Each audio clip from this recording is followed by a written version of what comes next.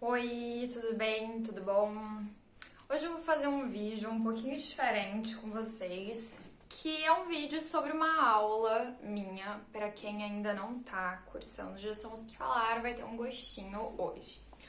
Atualmente eu estou estudando organização estrutural e funcional do hospital, ok? E como o nome já diz, né, é a respeito da estrutura e do funcionamento do hospital. Na aula de hoje, que eu costumo imprimir geralmente, né, a Uninter deixa pra gente imprimir o PDF, então eu gosto bastante, porque eu gosto de poder sublinhar, eu gosto de rabiscar, de fazer anotação, de fazer uma bagunça. Então eu geralmente imprimo, e hoje é sobre a estrutura física do hospital. É bastante impressionante que no curso de gestão hospitalar a gente aprende de tudo um pouco, e eu fico impressionada como no início do curso eu realmente não tinha noção do que era, e hoje eu sei que a gente tem que saber, assim, desde a tia da limpeza, que também é uma profissional de saúde, inclusive é um profissional de saúde, nossa, fundamental no hospital para a gente estar evitando vários tipos de contaminação, principalmente a infecção hospitalar. Então a gente vai aprendendo muitas minúcias. E hoje, né, sobre a estrutura física do hospital. Eu vou estar lendo um pouco aqui para vocês, porque é bastante conteúdo e eu quero que vocês tenham um pouco mais de proximidade com o conteúdo da Uninter, né, com os professores da Uninter, que eu gosto tanto. Essa aula, ela é do professor Cristiano Caveião, tá bom, gente? Então, vamos lá. A estrutura de um estabelecimento hospitalar faz referência à sede permanente, construída para a prestação do serviço e o cumprimento da sua função. Sua construção deve atender aos requisitos necessários de funcionamento, pois quando a estrutura é adaptada, ocorrem situações como impossibilidade de trânsito de macas, falta de espaço, localização das salas cirúrgicas em andares superiores, etc.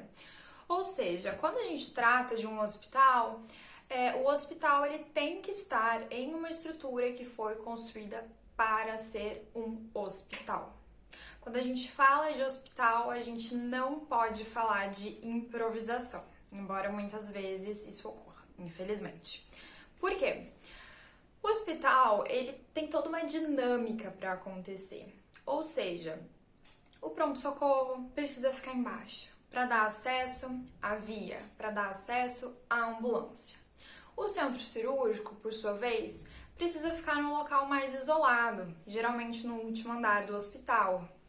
Por quê? O centro cirúrgico, a gente precisa evitar de todas as formas qualquer tipo de contaminação. Então, lá pertinho do centro cirúrgico, a gente vai colocar os pacientes que estão esperando para ir operar, né, o pré-operatório, os pacientes que foram operados, o pós-operatório, para que eles fiquem num local mais calmo, um local com menos trânsito, circulação de pessoas, de pacientes, etc. Então, nisso aí a gente já vê que o hospital ele tem uma dinâmica, ele tem um padrão ali de funcionamento correto. E o que esse padrão de funcionamento correto preza, né?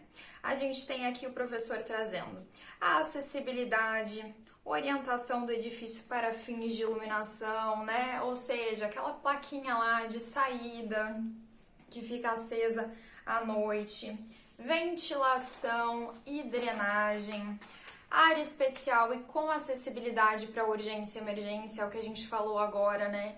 De onde você chega ali com a ambulância no pronto-socorro, local específico para entrada de alimentos, porque o alimento, gente, ele não pode estar entrando pela mesma porta que os pacientes entram, que os visitantes, acompanhantes entram, que o pessoal da administração entra.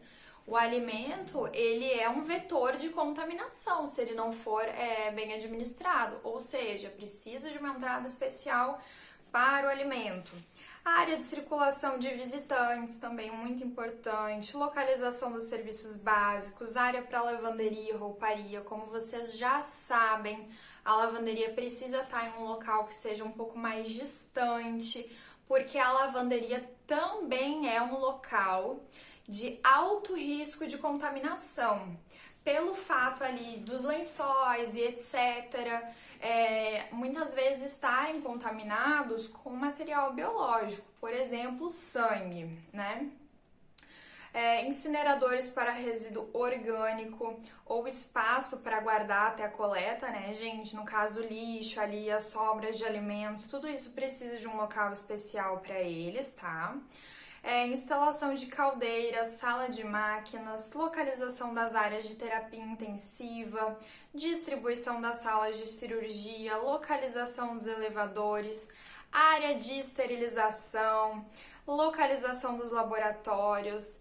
Agora, por exemplo, fazendo uma pausa aqui, tem como você colocar um laboratório do lado de um centro cirúrgico?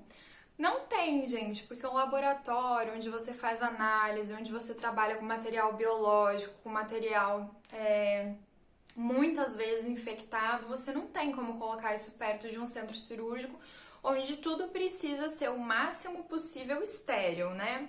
Instalação de farmácia. Muitos hospitais que são grandes, eles têm mais de uma farmácia, né? Porque você não pode estar lá em cima do centro cirúrgico, precisar de algo e ter que descer lá para o primeiro andar para buscar o insumo na farmácia, né? Isso dificulta muito. No hospital, a gente precisa que tudo seja ágil, que tudo seja rápido, porque quando a gente trabalha com vidas, a gente não pode improvisar, a gente não pode deixar para depois, tudo precisa ser urgente.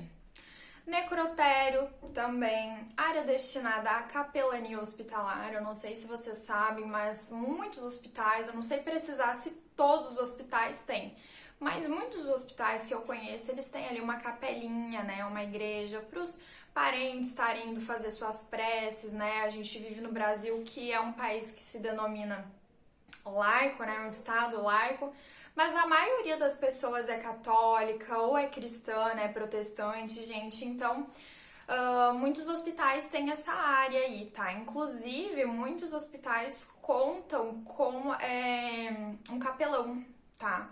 Então, às vezes, aquela pessoa que tá ali no leito de morte, que quer ir embora, assim, em paz com Deus, ou às vezes pedir perdão para algum parente, algum ente querido, etc., conta ali também com um capelão para estar dando essa assistência, né, assim, esse apoio nesse momento.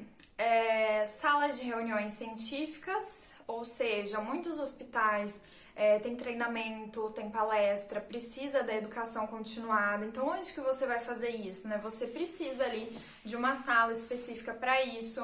Aqui também a gente tem os escritórios da administração, que são um dos poucos locais do hospital que são de baixa contaminação, gente, onde fica a gerência ali, etc.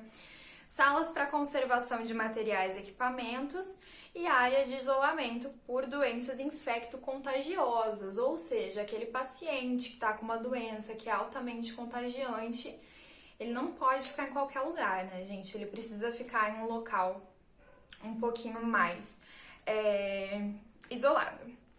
E por agora é isso, gente. Se você gostou do vídeo, continua me acompanhando aqui para a parte 2.